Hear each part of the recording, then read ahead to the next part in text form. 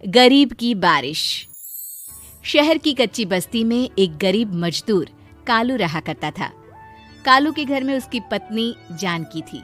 जानकी लोगों के घरों में झाड़ू पोछा करके कुछ पैसे कमा लेती थी और वहीं कालू किसी तरह मेहनत मजदूरी करके 2 वक्त की रोटी का जुगाड़ कर लेता था।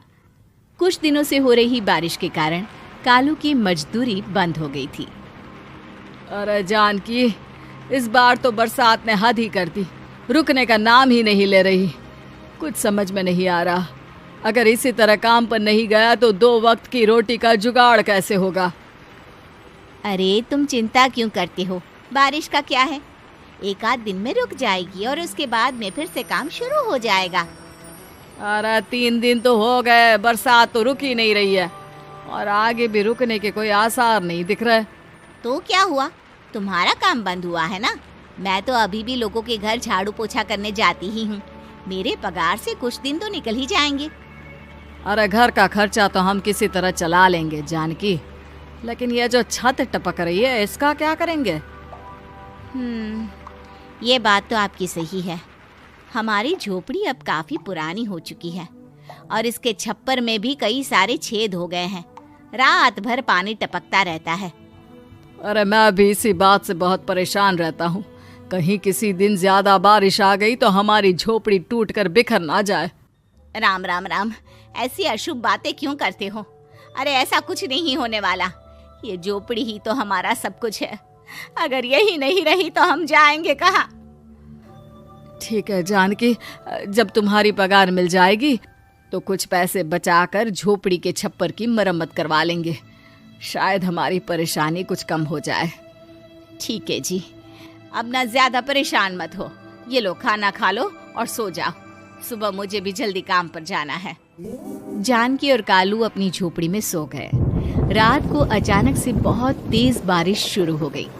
धीरे धीरे बारिश का पानी कालू की बस्ती में भरने लगा। पानी भरते भरते झोपड़ी के बाहर तक पहुंच गया था। सुबह के वक्त जब कालू और जानकी सोकर उठे, हे भगवान, ये क्या हो गया? बारिश का पानी तो हमारे घरों तक पहुंच चुका है। अब मैं काम पर कैसे जाऊंगी? रहने दो जानकी, तुम आज काम पर मत जाओ। ऐसे पानी से निकल कर जाओगी और बीमार पड़ गई तो लेने के देने पड़ जाएंगे। लेकिन अगर नहीं गई तो मालकिन लोग नाराज हो जाएंगे। आप जानते हैं ना, बड़ी मुश्किल से 1 दिन की छुट्टी भी नहीं देती है। अरे लेकिन जानकी, झोपड़ी के बाहर तो पूरी बस्ती में पानी भरा है, तुम जाओगी कैसे?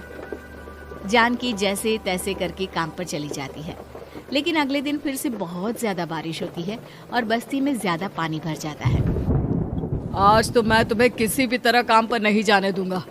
अरे अगर तुम्हें कुछ हो गया तो क्या होगा? ठीक है, तुम ठीक ही कहते हो, आज नहीं जाती। अगर मालकिन नाराज हो गई तो मना लूंगी किसी तरह। अरे मनाने वाली क्या बात है, जब तुम बताओगी कि हमारी झोपड़ी में पानी भर गया है तो वो खुद ही समझ जाएंगे ना।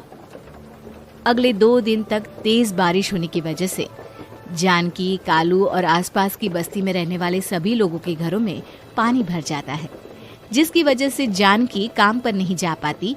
और 3 दिन के बाद जैसे ही जानकी काम पर पहुंचती है, कहाँ थी तुम? पिछले 3 दिनों से काम पर क्यों नहीं आई? मेम साहब क्या बताऊं, इतनी ज्यादा बारिश हो रही थी, हमारी पूरी बस्ती में पानी भर गया है और उससे भी ज्यादा तो मेरी